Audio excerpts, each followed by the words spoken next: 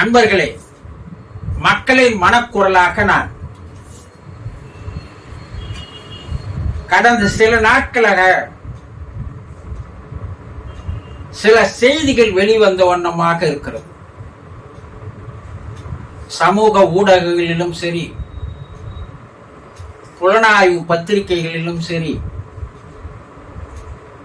இந்த செய்திகள் அடிப்பட்ட வண்ணமாக இருக்கிறது.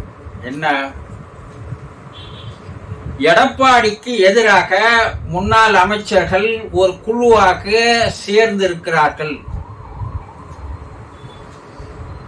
இவர்கள் ஜூன் 4க்கு அப்பால்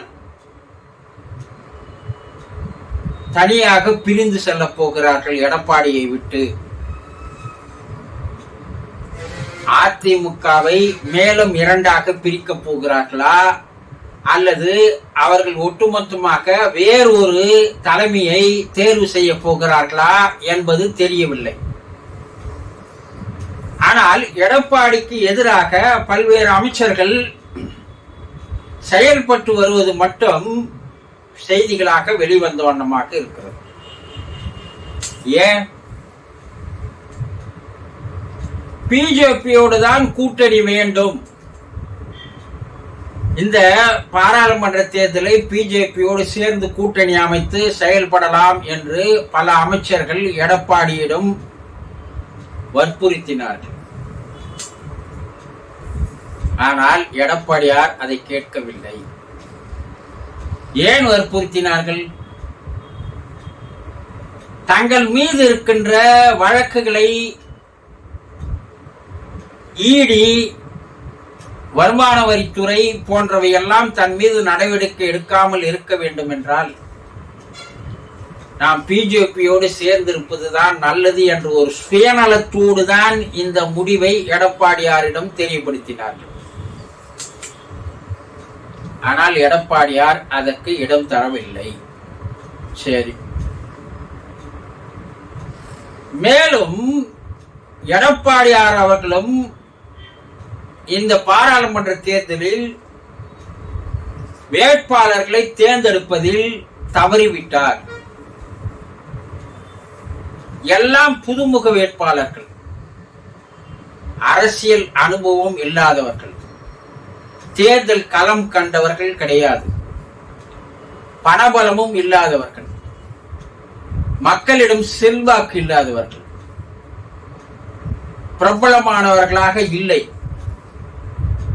அடிமட்ட கிராமத்தில் இருக்கின்ற கட்சி தொண்டன் வரையில் தெரியாத வேட்பாளராக நிறுத்தப்பட்டார். அதனால் கட்சி நிர்வாகிகளும் ஒரு ஆர்வத்தோடு, ஒரு அக்கறையோடு, ஒரு வெறியோடு இந்த முறை தேர்தலில் பணியாற்றவில்லை என்பதுதான் 100% உண்மை. பல்வேறு அதிமுக தொண்டர்கள் திமுகவுக்கே வாக்களித்திருக்கிறார்கள் என்பதும், ஓபிஎஸ் அளவுக்கு வாக்களித்திருக்கிறார்கள் என்பதும், ஒரு சிலர் பிஜேபிக்கே வாக்களித்திருக்கிறார்கள் என்பதும், ஒரு சிலர் நாம் தமிழர் கட்சி சீமானுக்கு வாக்களித்திருக்கிறார்கள் என்பதும் செய்திகள் வந்த வண்ணமாக இருக்கிறது. இதற்கு காரணம் மாவட்ட செயலாளர்களோ முன்னாள் அமைச்சர்களோ தேர்தல் களத்தில் பம்பரமாக சுற்றி செயல்படவில்லை. வேட்பாளர்களை அனாதியாக நிறுத்திவிட்டார்கள். வேட்பாளர்களோடு இணைந்து செயல்படாததால் மேல்மட்டத்திலிருந்து கீழ்மட்டம் வரையில் பல்வேறு குழப்பங்கள் ஏற்பட்டு அதிமுக தொண்டர்களிடையே, அடிமட்ட தொண்டர்களிடையே ஒரு வேகமோ ஒரு வெறியோ இல்லாமல் போய்விட்டது என்பதுதான் உண்மை.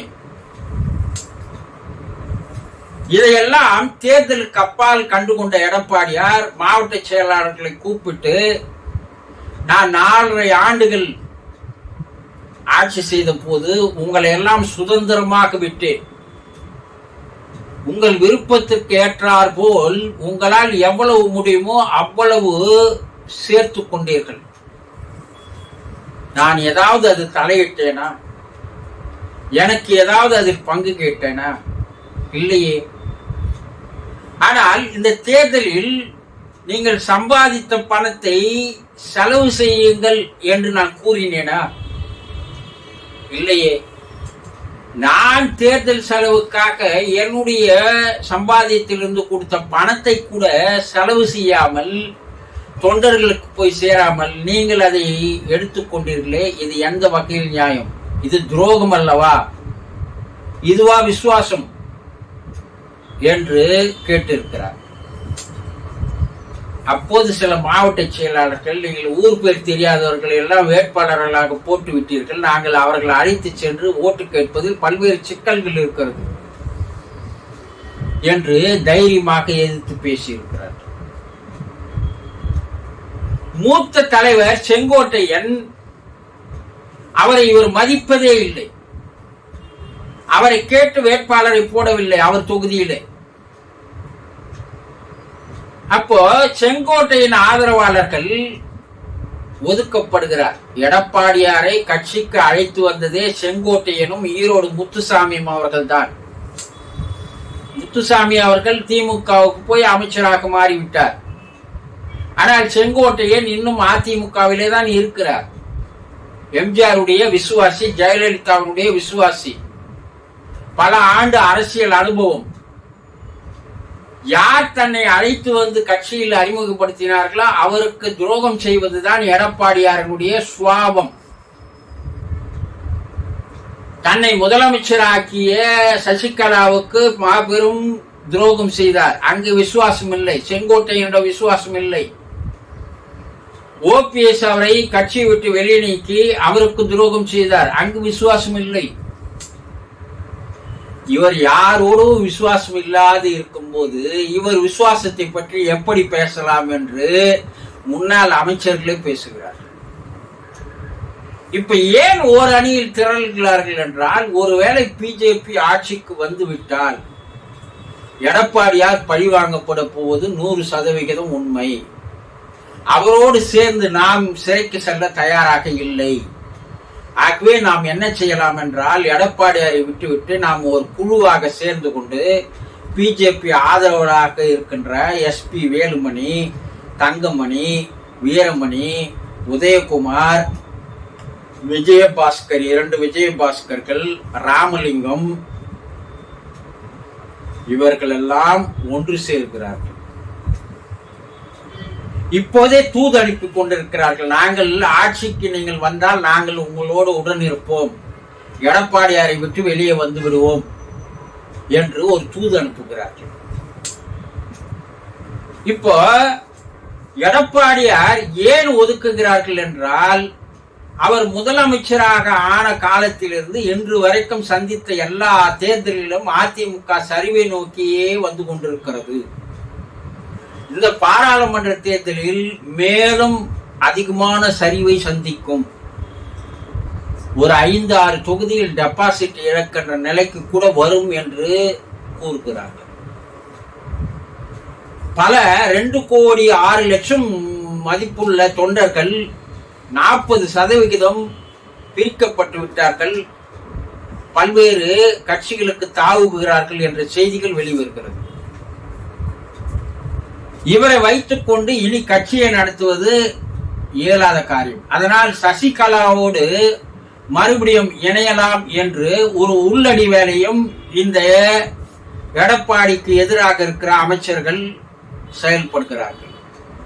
ஓபிஎஸ்ஐ மறுபடியும் கட்சியில் எடுத்து வந்து சேர்க்க வேண்டும் என்று செயல்படுகிறார்கள். இதற்கு எடப்பாடி ஒத்து வரவில்லை என்றால் ஜூன் 4க்கு அப்பால் இவர்கள் அனைவரும் ஒன்று சேர்ந்து எடப்பாடியாரை தனியாக விட்டுவிட்டு பிஜேபி ஆதரவோடு அதிமுகவை கைப்பற்றி, அந்த அதிமுக சசிகலா, ஓபிஎஸ், டிடிவி தினகரன், இந்த முன்னாள் அமைச்சர்கள் எல்லாம் ஒன்று சேரப் போகிறார்கள். அவர்களிடம் இந்த அதிமுக ஒப்படைக்கப்படும் என்று அண்ணாமலை முன்பு பேசியதனுடைய ரகசியம் இப்போது செயல்பட்டு கொண்டிருக்கிறது என்று பேசிக்கொள்கிறார்கள். அப்ப ஜூன் 4க்கு அப்பால் எடப்பாடியார் தனித்து விடப்பட போகிறாரா? அதிமுக மறுபடியும் ஓபிஎஸ் வசம் போக போகிறதா? இப்போது பேசி வருகின்ற செயல்கள் எல்லாம், செய்திகள் எல்லாம் உண்மையாக போகிறதா என்று ஜூன் 4க்கு அப்பால் தெரிய வரப்போகிறது. நெருப்பு இல்லாமல் புகையாது என்று சொல்லுவார்கள். அப்ப நெருப்பு இருக்கிறது. பொதுமக்கள் இதையெல்லாம் ஜூன் 4க்கு அப்பால் பார்க்கலாம் என்று பொதுமக்கள் பேசிக் கொள்கிறார்கள். பொதுமக்களுடைய மனக்குரலாக நான். வணக்கம்.